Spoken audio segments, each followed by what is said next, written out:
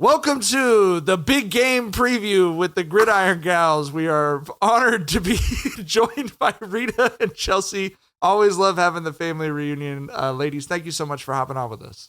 It's a family reunion. I'm always going to find an opportunity to sing, bro. So Chelsea's so sick of me on the podcast. So y'all got to get it too. Because I'm always going to drop a line. I always got a song. Wrote a song about it. Want to hear it? Here it go. If you're not subscribed to the Gridiron Gals anywhere you get your podcasts, do so immediately. One of our favorite podcasts anywhere in the world, and two of our favorite people anywhere in the world. And we are so excited to talk about the Super Bowl with y'all. First up, let's just start where we got to start, Rita. My condolences. We're so excited to talk. I'm not excited about it. I don't want to see the shit. I'm excited about the Usher Bowl. That's what I'm excited about. That's going to be a moment. Looking for a super offer for Super Bowl 58?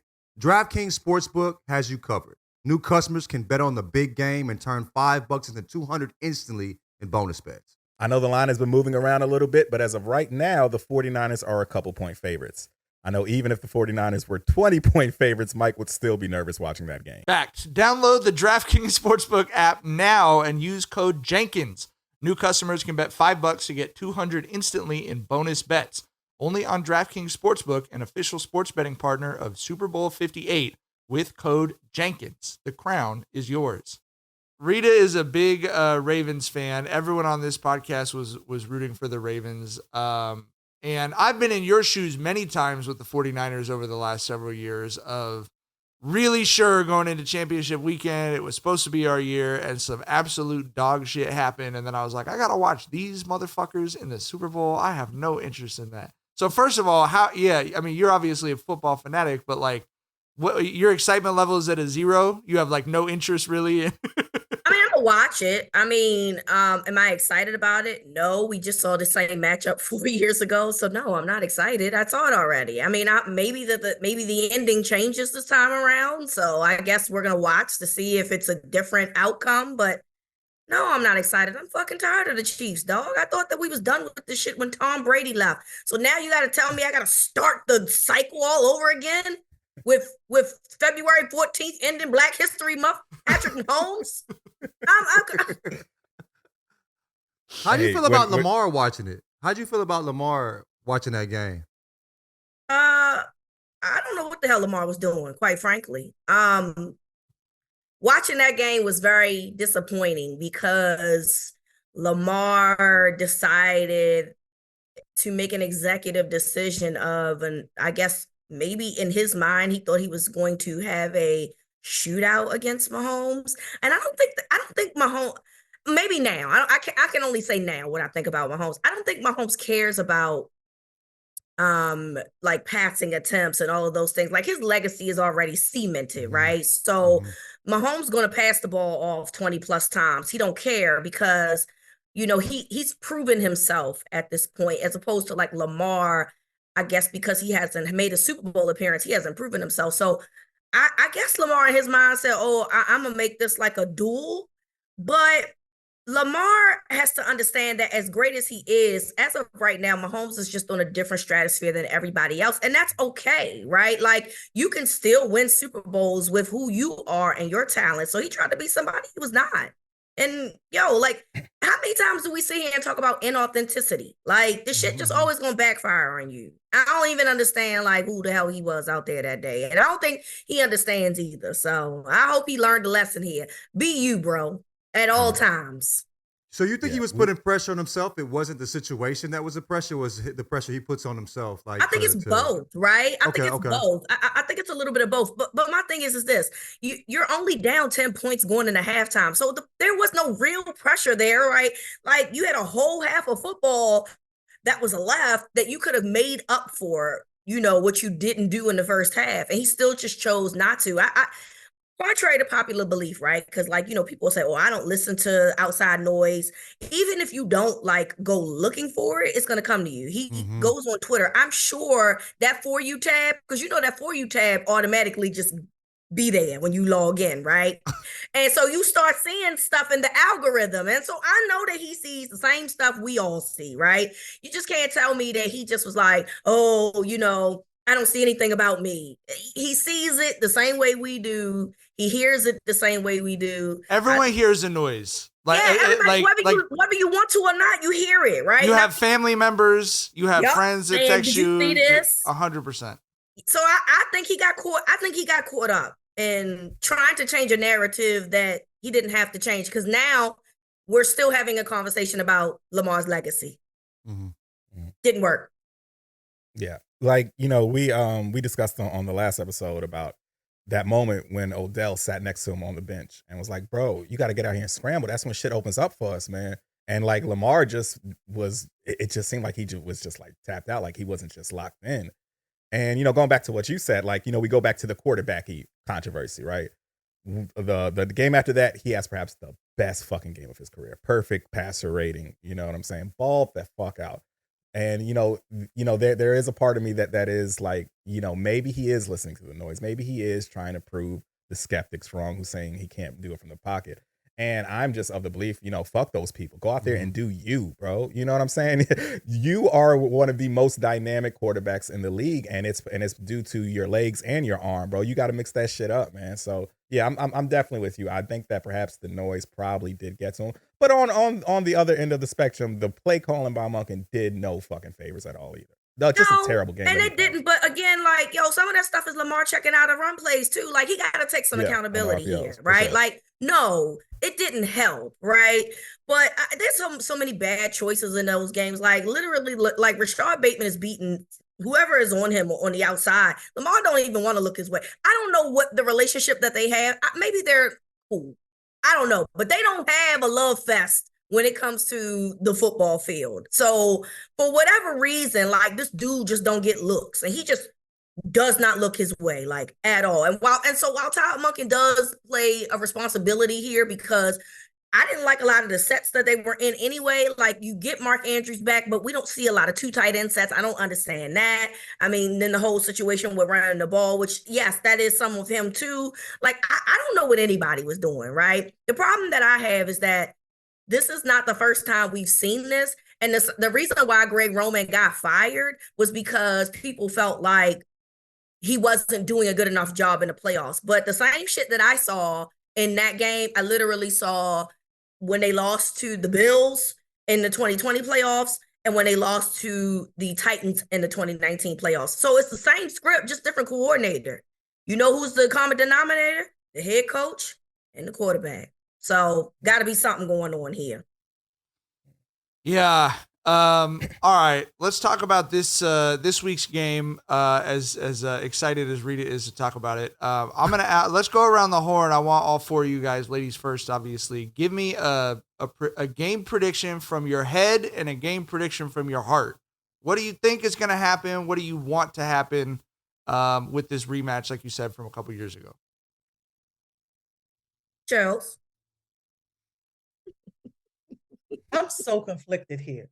Can I just say how conflicted I am? I don't want the 49ers to get 6 rings. Oh, I didn't even think about the Niners-Cowboys thing. That's a big part of why I want the win. We used to have being undefeated over y'all, and we don't have that anymore. But getting to 6, we could have that. Ring, and I actually shared a post that I made in 2013 when the Ravens beat the 49ers in the Super Bowl, and I said, I'm here in Baltimore watching this game to bring the energy to make sure they don't get 6 rings, and I'd be damned if y'all end up with 6 rings again. So that part of me, the other part of me is just tired of the machine. I'm tired of Patrick Mahomes. I'm sorry. I know it's illegal to say this in America. I'm tired of that lady that they keep showing. I'm tired of her. I'm sure she's a lovely person, but I'm tired of that lady. I'm tired of seeing her. I'm tired of having her fake surprise that she's popular and fake surprise that she winning awards. She get on my nerves. So my head says, well, my head and the heart is the same. I do think that the Chiefs will win. If they lost, I would be, I don't know. I don't know. The only thing I'll be able to say is no 6 rings for you, but like, I need the machine to be shut down for a second. So I'm gonna. I think my head and heart is the same. I think it's the Chiefs. Okay. Rita, what about you? My head says that you should not bet against Patrick Mahomes. It's a bad idea. Like, you're gonna lose money every time, right? Like, it just is what it is. For the most part, he's just been successful, and it ain't nothing we can do about it, right? My heart says that anybody that can pick on a fucking kicker who sings opera for fun is corny, lame, clowns, whatever you want to call it. For people who didn't see, and Rita is clearly a Justin Tucker stan, but Travis Kelce and Pat Mahomes rolled up on the Ravens kicker while he was warming up, kicked his helmet, told him to move out of their way and all this other shit. Like, I mean, Kelce talking about he was trying to intimidate us. The man ain't that much bigger than me, y'all. How is Justin Tucker trying to intimidate your big ass? Okay? Like, in his video out there, like, you can clearly tell, like, him and Mahomes are, like, having regular chit-chat, right? And then here come Travis Kelce, fake bonehead ass, over there throwing shit around. He the one that's trying to intimidate somebody, the fucking kicker, like, of all people, the man that sings opera when he wants to just do something different. Like, y'all some fucking clowns. I don't care what nobody says. Y'all a bunch of cornballs for that. He's the kicker. You knew you could pick on his little ass. And I'm hoping that the 49ers beat the shit out of the fucking Chiefs, because that's clownery. That's clownery. Hey, I tell you what, they won't try the 49ers kicker like that. Trent Williams no. on the motherfucking They spot. sure won't. Hey, he is the first man on the scene whenever some shit pops He already up. know. He know who to pick with. I don't think anybody knew that was like happening when it was happening, because I feel like people would have came over and did something. You know what I'm saying? But like, Probably was surprised that he act like such a child. Like, I heard it, but when I saw the video, I was like, did you know this man's helmet? sure did. And then, like, him and Mahomes talk, and he just puts the little kicker plate thing back down, and then Mahomes, like, throws it like a fucking kid when he walks away. Your bitch ass ain't even do it in his face. Like, what kind of clown shit is that, dog? I thought Mahomes Senior taught you better than that. If you're gonna stand on your shit, stand on your shit. And say, That's the white side. That's the white side. You can say it's a white side, or you can say he's a baseball player at heart. Either way, it's the same shit. It was corny. It was corny. Don't come in my mentions talk about it. I don't care. Like, prior to that, I never really had a problem with Patrick Mahomes, like, ever. Like, outside of that whole offside shit, right? Because the man was clearly on the other side of the field. And you was upset about something that was right for a change, right? Like, they were mad the refs called something correctly. With right. So damn them for calling it right. You're mad that they called it on you because you're so used to getting the calls, right? So that was my first time that I was like, I don't like it. But that Justin Tucker situation, I was like, hey, that's nasty business, dog. So I am rooting for the 49ers to do some major damage in this game, some redemption of sorts, because Jimmy G ain't there to fuck it up no more. So right, but your head is on is that the Chiefs? Unfortunately, yeah. Okay, all right, no, can't. I would not put money on the 49ers because I've been burned way too many times by the Kansas City Chiefs at this point. Very fair. Tyler, what are you thinking right now? I'm leaning all the way on hunch. I'm just not even going to try to like rationalize this with hard, tangible statistical analysis. I just think the Chiefs do it. Like, that's been my fucking, that's been my call for the whole postseasons, bro. I'm just not counting Mahomes out. I'm not counting him out here again. And also, like I said, this isn't anything necessarily rooted in like, tangible analysis, but it is something that's rooted in kind of like anecdotal evidence that we've seen in the past, where how the football gods always balance the scales. And I feel like Brock Purdy, the shit that he's gotten away with this postseason, like that pick 6 that got dropped versus Green Bay that would have locked that game up for Green Bay. That pick that bounced off of that Lions defender's face that would have locked up the game if he caught it. That was planned. Right? Right? I just look, bro. Larry Bird. He called it. I called it off the glass. Look, bro, like I said, the motherfucking football guys, they always balance the scales, and they do it in the biggest stage at the most tragic way. Like, those motherfuckers have like a Greek playwright pen when it comes to this shit, bro. Like, I think shit's gonna get ugly for Brock. I think he probably doesn't hit 220 yards. I think it's probably those 2 picks. And it's not going to be an indictment on, he's a fraud or whatever. Like I said, he's only got really one full season under his belt. We'll see what he does moving forward. But like I said, bro, it's nothing rooted in anything tangible. It's just the shit that I've seen with how the football gods balance the scales, bro. As far as me, like the shit I've been watching a little bit of this shit. People have been talking about it or whatever. But I just feel like from what y'all have said, from what I've watched, you know what I'm saying, the Chiefs, like the hole in the defense is running. You know what I mean? Like y'all are saying that the Ravens should have ran more. They got the best running back in the game. You know what I mean? Like that. So I think they're kind of built to beat the Chiefs. So that's what my brain is saying. Like the better team is the 49ers, and they're built in a way to beat the Chiefs. You feel me? But I just look at my boy. Look at my boy with the breakdown. He's watched 45 minutes of football. He hit his shit. Yeah, John. Yes, I need to have a moment. I think you're watching more than you letting on. Your analysis was a little bit too. I think you tipped your hand. No, I wish I watched a little more. But yeah, I feel like that. But I feel like, bro, like how you gonna root against Mahomes? So my heart is saying Mahomes. You know what I mean? All right. My heart is I'm rooting for the 49ers. Obviously. I'm a lifelong 49ers fan. I'm not going to pretend that my head has not been influenced by my heart, but here's my intellectual case aside from just being a fan. First of all, as a fan, I had a mysterious illness in February of 2020 that made me lose my sense of taste and smell. And I was down bad enough that my wife made me go to the urgent care, which is the only reason any men survive to the age to retirement age. Wait, no. I want to say a particular thing that he texted us. He said, Mike texted us this is before COVID came here. He texted us. He's like, you know that part of when you're sick where you think you're gonna die? And we're like, no, nigga. Like, what the fuck? Like, he actually thought he was gonna die, and I'm like, no. And then, I was having trouble breathing. Right. Shar literally was like, I'm taking you to urgent care. Like, I'm not telling you need to go. Like, you're just going. And so they x-rayed my chest because they were hearing that I have fluid in my lungs, all this other shit. So I watched the Super Bowl with my son, who's a big football fan, my daughter. I was on the other side of the house from the TV, watching the TV, sitting with a mask on. I was probably the first at that time, they just told me, if you're going to be in the house with your family, you need to put this on. And so that was how I watched the Super Bowl, with my family on the other side of the house. And my son looking over, every time my son looked at me, he looked like he was about to start crying. So I need emotionally, like, the let's try this again reset. You know what I mean?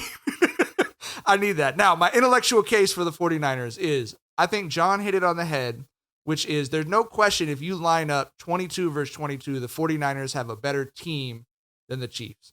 I don't deny at all that if you're going to have one dude who's way better than the other dude, you'd rather be the quarterback than the fucking running back. It's like 100%. But I've actually been thinking of what Tyler's rationale was, but in the other direction. There are football gods, and they do tend to check a guy that's going to go and win 5 or 6 Super Bowls. And my case is Brock Purdy being Eli Manning to Pat Mahomes' Tom Brady. Like, he's not a game manager. He's good enough to make some crazy stuff happen. The Niners have a defense with a pass rush that could really be a problem for Pat Mahomes. And we can run the ball against, I think Mina said, like, they're the 18th best run defense in the league.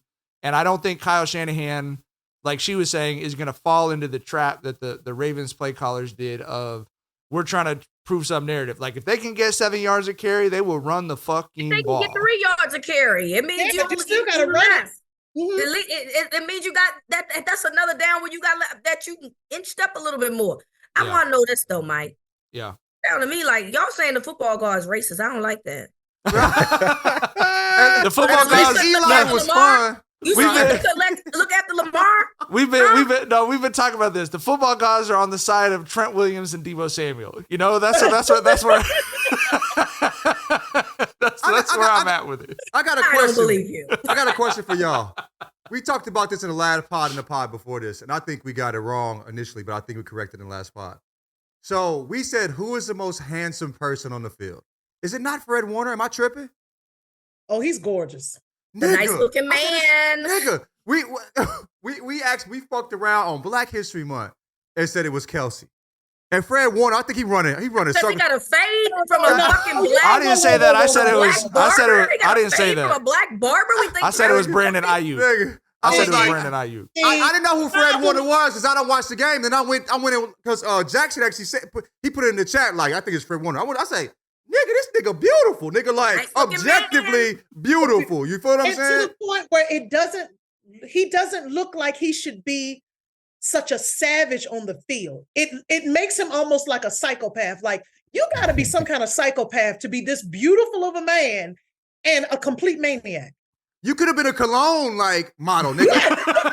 You could have been in that motherfucker. You know how they always have the weirdest cologne commercials? Like he could have been that handsome ass nigga doing some, And like you know Troy what I'm saying? Polamalu out there. Right. He said, and he's out there destroying people's lives on the field and enjoying it.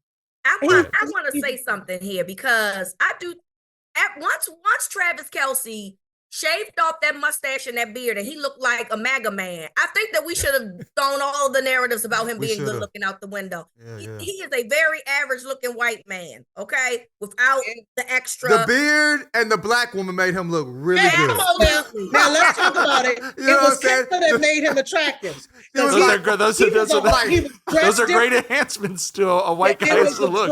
the way he dressed, the way she made him. And as soon as they broke up, when he shaved the beard and did everything, now he just showed up to Vegas in a size 5X sweatsuit, a red sweatsuit. I said, you know what he looked like? What is what's the movie with the white guy was a rapper and he was like a rapper in the Oh yeah. LA. Oh, that's my What is this? movie. Oh, Malibu. Malibu's most wanted. Yeah, that's how he looked. Malibu. Most wanted. Most Malibu's wanted. most wanted. Yeah. Thank you. Malibu's most wanted. That's how he showed up to Vegas looking like that dude. I was like, why is his sweatsuit so huge? It was huge. He lied to us, man. He ain't got no skin. When he cut the beard and we saw the mustache, that's all I was like, Swag yeah, on. cucka. He don't yeah. have his own swag. It was like osmosis. He was getting the swag from Kayla. She Man, was he his ain't get no stylist, you know what I swag from mean? the She other was lady. his stylist, yeah. It is 100% Fred. He ain't getting no swag from the index finger, you know what I'm saying? Hey, that lady ain't giving off nothing. No swag, surf, nothing. All right, I got here two other big topics. Well, do y'all want to talk about the halftime or commercials at all? Halftime. I'm Halftime, here for the Usher Bowl, baby. I'm just watching it for the halftime to keep it a bean with y'all, you feel what I'm saying? What are you hoping? Like, it's not just going to be a performance. There'll be other people up there. You know what I mean? Like, they'll do a big production. What are you hoping happens? You have like someone you're hoping to see join him, or what do you think? We obviously know, will be the end of it. I hope it is very ATL. It brings people up. I want you to bring Atlanta up. It should be very ATL. And if you guys, me and Rita have gone to the show in Vegas. It was so black and so Atlanta. I was like, this is perfect. That's what I want the Super Bowl to be. I want it to be a teaser of what his residency is. So I'm talking Lil Jon and them, bring the Migos up there, all Atlanta acts. That's what I'm trying to say. Jermaine Dupri, gotta give Jermaine Dupri his flowers. JD gotta be bro, like there was like a 10-month span where this man executive produced Confessions and Emancipation of Me. Yep. Like, are you Unbelievably. fucking kidding me? Unbelievable. Right? Unbelievable. Yeah. Yeah. I still can't believe that Diddy was trying to challenge that man like he ain't have hits. Okay. Right. You see, he calmed that down real quick. JD was like, "Hey, friend, this is not what you do." Bro, Diddy hopped on live and he played Mary J. I'm Going Down. I'm like, nigga, you didn't make that beat. That's Rolls Royce, bro. What are you even fucking doing? Like, are you serious? What are we doing here, dog? Like, come on, yo. Like, you really like 2 out. He could use Confessions and Mimi and be like, That's what it. you got? Right. I mean, like specifically from an R&B perspective, like if they like did genres, right? And they was like the R&B, he's a washing Diddy just off of It's those not 2 even albums close. It's not even alone. close. I Facts. just can't believe Diddy was so confident like that. Like, bro. But you know what? Now I do. I get it now. Yeah. Yeah, now that we know a little Yeah, bit. now about that we that. know, we know exactly why he would do that. But yeah, I want it to be real Atlanta up there for that show. I'm nervous. Like they did the West Coast rap one was good, but I'm just nervous. Like the more you want it to be a certain way, the higher the likelihood the Red Hot Chili Peppers show up. You know what I mean? I love them. Oh, I love them too, but I don't them. want to see him with Usher on at the Super Bowl. Hey, give me if it's a good mashup, I am for it. I never liked those mashups though. I never liked I think it's a lot of them feel forced. But I feel like with Usher, like if he doesn't bring a bunch of people out, it's still gonna be dope because he's that good of a performer. He has so many slaps. He has 25 years of fucking bangers. You know what I mean? Like hell of a performer. You're right. I mean, shit. What's it like 90s? Damn near 30. He came out like 94. 94, 94, yeah, 94, yeah. I'm just saying his last album was what like. I mean, his last song I think that I really fucked with was the one he had with Thugger. No limit. That was like 2019. Oh no limit. Okay, yeah, that's the shit we're wrong. So like, so I'm thinking of like that time frame right there. So yeah, 25, 30 years of just straight bangers and one of the best performers on the planet that's ever existed. So, I mean, it's gonna be good regardless. Yep. But throw in Atlanta, throw in some hella black shit. Oh, then Oh yeah, that ain't gonna hurt. And speaking of the verses, I remember before they were, people kept saying, "Oh, Usher should do a versus Chris Brown," and that's now. That's nasty. That's disrespectful to Usher. Hey, all of that noise stopped. All of that noise stopped when Usher did that Tiny Desk concert. Exactly. Listen, bro. Usher, to me, he is the greatest R&B / pop male star since Michael and Prince, bro.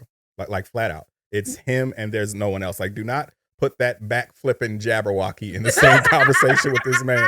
No, Usher is in a league of his own. For real. His voice away. Get the fuck out of here. You like he look 45 too, man. I'm like, damn, bro. You know what I'm saying? That cocaine is not your friend, brother. You know what I mean? Black don't crack until cocaine hit it, nigga. You know what I'm saying? Hey, that should be cracking. Black don't crack until you do crack. Right. That motherfucker be pop locking, nigga. You feel what I'm saying? God damn. Looking like Tyrone Biggins.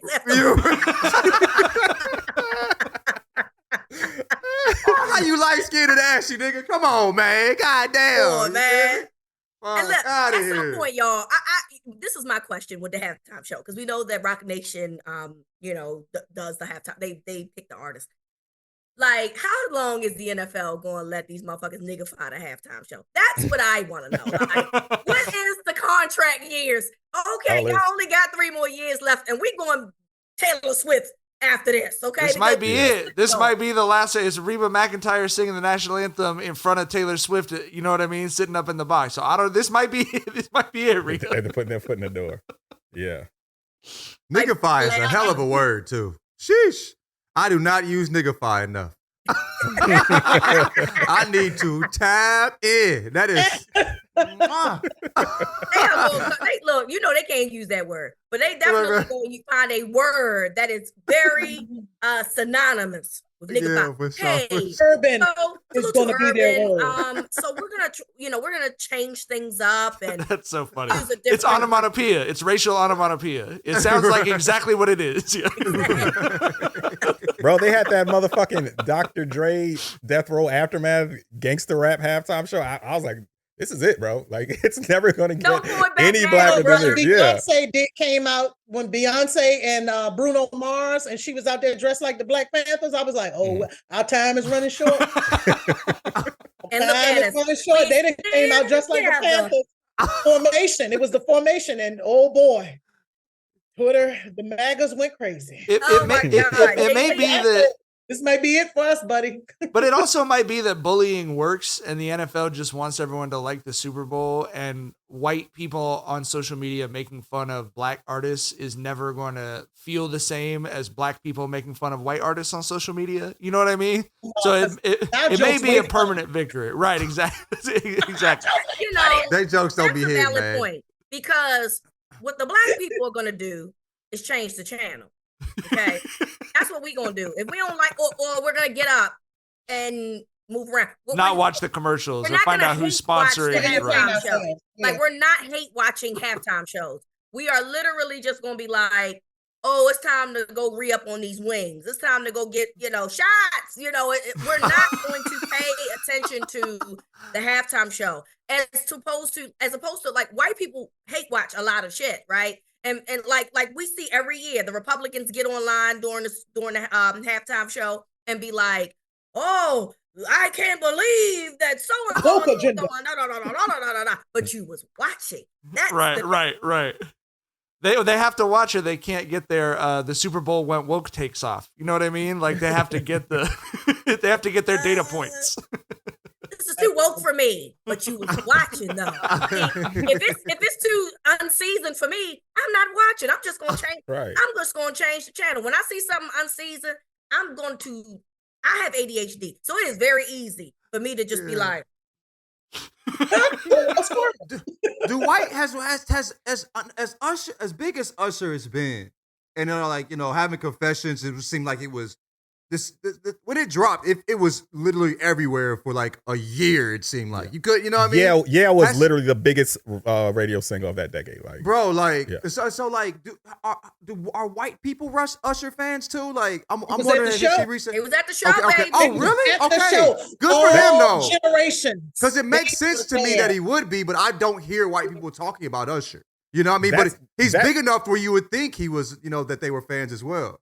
Yeah. That's the whole thing. We also have to take into account how demographics have shifted, right? Like the 40-year-old, breadwinner who was the prime target of demographics. They were 20 when Confessions came out, right? Like they were probably jamming to Usher. In the time that we were all saying? in college and everyone, they were like white people still listen to black people were still hearing what, like there was still like the one radio channel or TV channel, like everyone was still watching MTV at that time. Yeah. Right.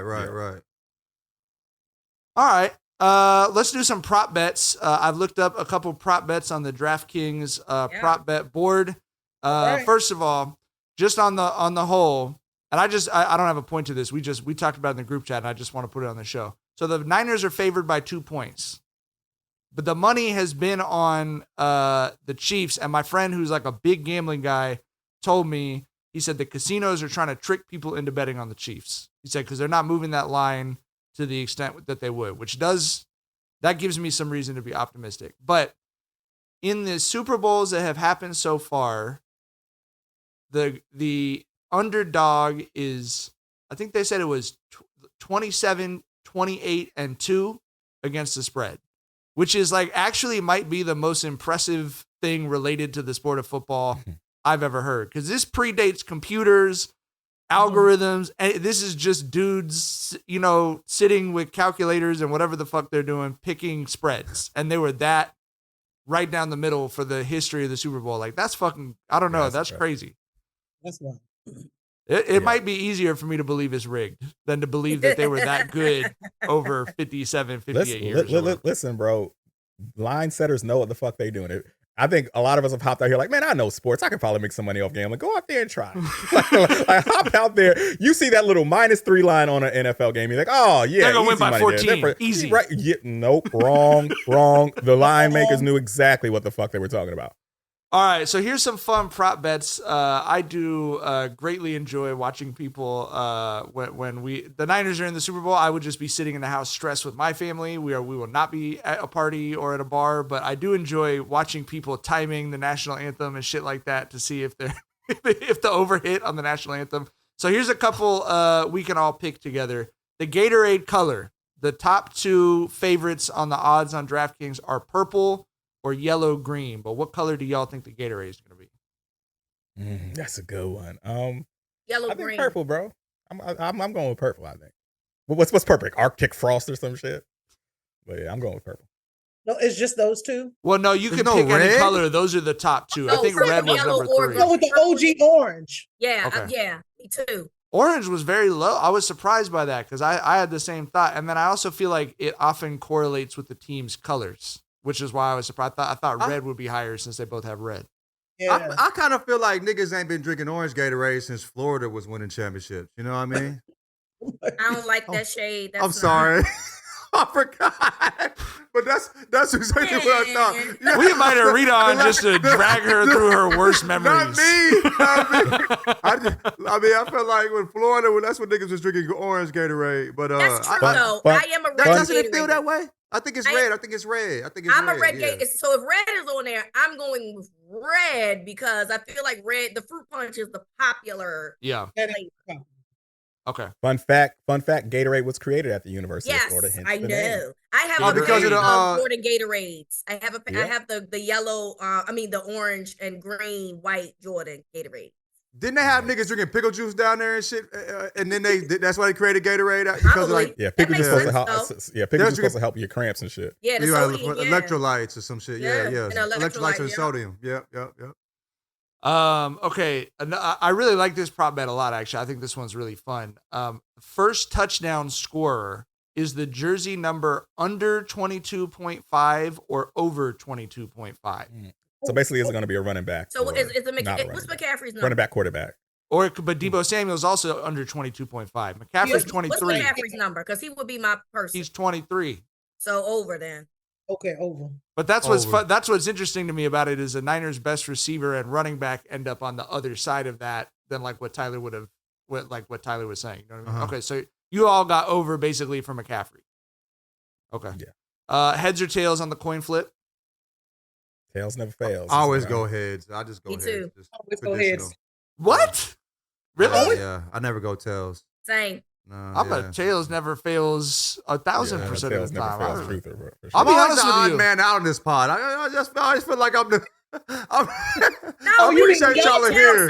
We Yeah, tell yeah, you. Y'all yeah. win 3-2. Yeah. Y'all. No, I'm y'all just saying. win I'm 3-2. just saying between us three. Oh, I got you. I'm glad. Yeah. I'm glad they're here. I'm glad they're here. You I feel like in 20 years peanut of butter covering and jelly, football, rat squirrel. You know what I mean? yeah, well, you got, outlandish opinions. But in like 20 years of covering football, I think I maybe seen heads call like 4 or 5 times. Like kids they never fucking Never. call heads. But look, I've seen enough times that their heads gets called for me to be like, I'm gonna go with heads now. Okay. In my life, head seems like it always is. Like, you know what I'm saying? Like growing up, I felt like it was always heads. Like I was playing with myself if I'm choosing tails. Like, when niggas was flipping coins for shit, you know what I'm saying? Like, I mean, I like not playing with myself like that. Pause. You know what I mean? I mean, like, and tails never seemed like it was something that happened. It was All right. always heads. 90% of the time it felt. I don't have the exact seconds, but are you taking the over or the under on the length of the national anthem? It's Reba. I'm taking the under, bro. Listen, them country singers, they do not do all that carrying on that we do. She gonna hop out there. Sing She the gonna song and go sit spell down. out her little notes, right, and go sit her ass down. Don't they kind of find it disrespectful when it's too many runs? Like, you know what I'm saying? Well, black people do that, so that's the only No, I'm reason I saying, find it okay, because it's not because of the run, just because of the Yeah, It won't be you know, it's disrespectful because of when us. Chris Stapleton does it, is what Oh, Tyler's yeah. saying. Yeah, 100%. Basically. It won't be disrespectful to That's why anybody they when didn't Chris add it, Stapleton lift does every it, though, voice 'cause he's down. 'Cause They special. said they sick of you motherfuckers going 10 minutes for the national anthem. So now y'all got another song. And that song got a little bit of bounce to it, right? It's like a little mid tempo. So now y'all can't slow walk. Okay, lift every voice. Go ahead now. They need to get Jacquees to sing that motherfucker for real. They need to get Jacquees on the national anthem, bro. Talk You about think so? Hell no, I don't. I don't think so. Are you serious? I'm like, damn, nigga. All right. I was the last- actually listening to some Jacquees yesterday for some reason. I went to his YouTube to look at this shit. I'm like, how did he ever Hey, pop friend? this nigga? No. Also, I was editing a video and I was gonna use it as on some funny shit. You know what I mean? And I was like, I how ain't did this gonna nigga lie. ever pop, bro? That was a I ain't real-time gonna front. I ain't wellness gonna check front. right there. I like that little weak ass. What 21 with no kids? I like that little weak ass. The only shit. song that I ain't ever gonna liked lie. was In Between the Sheets, I think. You know what I'm saying? Because it was just kind of a like, I don't know, when you were, that's a wild boy anthem, nigga. Like, you know what I mean? Enjoy. All right. That's what I had to Honda, nigga. Bring us back, Mike. Bring us back. Let me bring us back before we start talking about John's infamous. No, I'm Honda not going. again. No. We done with that. No, we ain't talking about it. All right. I have been listening to. I'm a big eye roll at people saying the refs are cheating or the league is cheating for a team person. Like I usually just like I think that's so stupid, but I am fully convinced that the NFL is already cheating for the Chiefs. Did y'all hear about the practice field shit that's going on right now? Yep. No. Okay, so the teams are in Vegas. They got to go and practice. So the Chiefs have the Raiders practice facility, which we know by definition is an NFL caliber practice facility. The 49ers are at the UNLV practice facility, which was artificial turf that the NFL just laid down sod on top of last week, even though their rules state, according to Adam Schefter, that the practice fields are supposed to be like certified in December. They just last week threw some shit down on top of a turf field. And the 49ers have been complaining about this shit's too soft. It's fucking them up. It's not a good field to be practicing on. And there is some data. I don't know what the fuck this measures, but according to Adam Schefter, the NFL has a hardness score for fields. The NFL average fields hardness is a 78 with no field less than 70. The 49er field is in the low 50s, according to Schefter. They're trying to fuck us up, bro. That shit sound bad, yeah. Yeah, that's. They would have to share that Vegas field. I mean that Raiders field with me. I would just show up with the whole team and just like, we're just waiting for y'all to finish so we can play. Y'all not gonna do me like that and put me on the soft ground. Y'all gonna have ACL tears and all kinds of stuff. Oh, absolutely not. I'll be just waiting. Hardness score, having a hardness score is crazy though. That makes me realize, you know what I'm saying, like how much of a better, product the NFL is. Where they go that far into, I can't imagine like the NBA speaking to like the bounce of the hardwood. You know what I mean? Like they think of every little small thing in the NFL. I mean, it's necessary though. Like if that's saying if the field is too soft and those cleats get dug in and don't come up, that's a blown ACL. For sure. But I'm just saying, like the paying attention to detail in that way is important, and I think that's something that NFL does that NBA that other leagues don't. I believe there's still a fair number of NBA teams playing on wood that's laid down on top of NHL ice, right? Right. Yeah. It's just like, okay, you're playing it's built for basketball, but you're really playing in a hockey rink with some wood panels like jigsawed together. Like condensation doesn't exist. Okay. Right. You know what I mean? Exactly. There is a pool, there's a pool at Belmont. No, not Belmont. Oh, Beverly Hills High School. Did you know that have you heard about their basketball court? I think it's unique in the world in that it opens up and it's actually on top of their pool. They only have one building to put their gym and their natatorium in. So they built the pool and then they built a mechanism by which they can move the basketball court off the top of the pool. I feel like that's more expensive than just building another. You know what I mean? Like, it's just we just got money to do dumb things. Right. You know what I'm saying? That's Beverly Hills. Yep. It's we got more money than land. Right. Right. Yeah. All right, ladies, thank you so much for hopping on and helping us break down the Super Bowl. We always love seeing you guys, and I hope I forget how many of us had hearts with the 49ers, but I hope that we went out and we'll just see how miserable or not miserable we are on the other side. I do too, friend. I'm tired. I'm already tired. I mean, I just want to see. Please, Kyle Shanahan, don't get away from the run. Please. I got to record like a half hour after the game is over on Sunday night too. Please, I just beg you, please do the right thing. Don't do what the Ravens did, okay? 28th rush defense, okay? Because that man loves going away from the run. He loves it, and I'm fucking tired. That's why he done lost 2 Super Bowls all fucking ready. But maybe I think he's another one who listens to the noise, but in a different way, where he's got the reputation as a quarterback whisperer, and he wants to show his ass up, in the Super Bowl, and it has not been working for him. So yeah, totally with you. Like I feel like we saw the blueprint with that 7-minute drive that Josh Allen had that could have won that game if not for the touchdown drop. It's just old school football, man. Right? You got to limit the Chiefs to like 4 possessions. Thank you. Run the fucking ball. Take 10 minutes. Take 10 minutes off the clock. Thank you. Right. Sounds smart to me. Yep. All right, y'all. I'm having PTSD, y'all. I'm sorry. She's scarred, bro. She's scarred, dog. Let me get before we go. I'm gonna get this off my spirit because I was there. I was at the game, and when Zay fumbled, I immediately got up and said, "Okay, it's time to go." And we talked about your tweet. Could you give your rationale for that? Because it was an all-time. Was with me, and he was like, "No, there's time left." And y'all ever see the Marcus Peters snippet when he was with the Rams, and he was like, "I think we ain't done yet." I said, "I think you ain't hear me. I'm ready to go." And you knew that. But you said in your tweet, you said, "I don't believe in remaining in negative places." Energy, baby. Yeah. I don't believe in staying in negative spaces. I don't believe in staying in negative spaces. If y'all gonna play with me, then I'm going to go where I am loved. And because of that, okay, I left my purse on the light rail. No. It left my key. Oh God, it was a horrible night. It was horrible and funny at the same time because I really tried to. My boyfriend ran after the fucking train. That's how you know somebody love you, right? When you be like, "Go run after it," and they do it like a fucking dummy. So I feel love, baby, because he tried to run after that damn train for me. But that was a very long night for me. I definitely do not like to stay in negative energy. And I was getting all the negative vibes. I don't give a fuck how much money I spent to go up in there.